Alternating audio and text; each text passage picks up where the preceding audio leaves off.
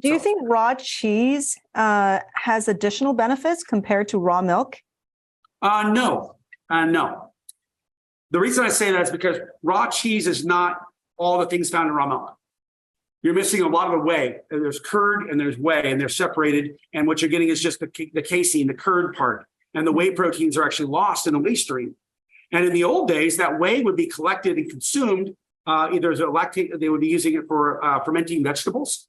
You would take your vegetables and soak them in whey protein, or that whey was fed to the hogs, and then you eat the hogs later. So raw cheese is part of raw milk, but it's not the whole. Raw milk has whey proteins, casein proteins, and all kinds of other things in there that are all complete and whole in fats. Where raw cheese has the fat, some of it, has some of the proteins, yes. It's got the enzymes, yes. It's got some of the bacteria, but the raw whey protein, which is highly beneficial, is mostly gone missing because in the cheese making process, it's taken off. What about kefir? Are you getting all the benefits? Yes. Okay. All the benefits times 50. Amazing. Remember, you're not losing anything. There's nothing being lost, and there's no whey protein loss. It's all there.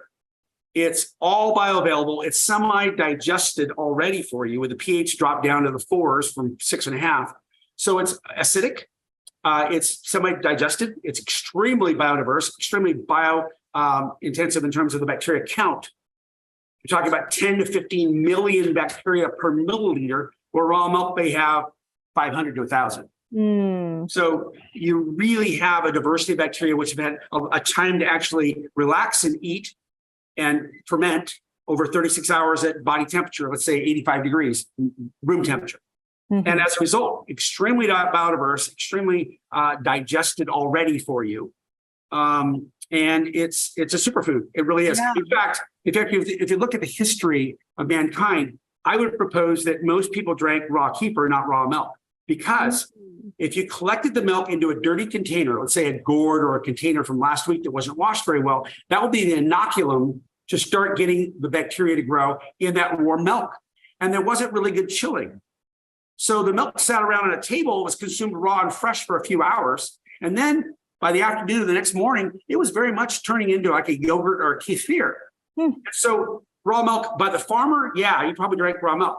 But his neighbor or people down the road or something, that was something that was fermented because it was not chilled rapidly and it had the inoculum from the dirty container. So, it also has a very long shelf life. You could take kefir and you could drink it, leave it at room temperature for a few days or weeks. If you cool it, it'll last for months, but it's a living food. And if you really get bored with it, you put it through cheesecloth and you have farmer's cheese. So the curd can be strained out, that's farmer's cheese, and then the whey protein can be consumed or can be used for fermentation of vegetables. So our great grandparents could have told us all about this, but we forgot about that part.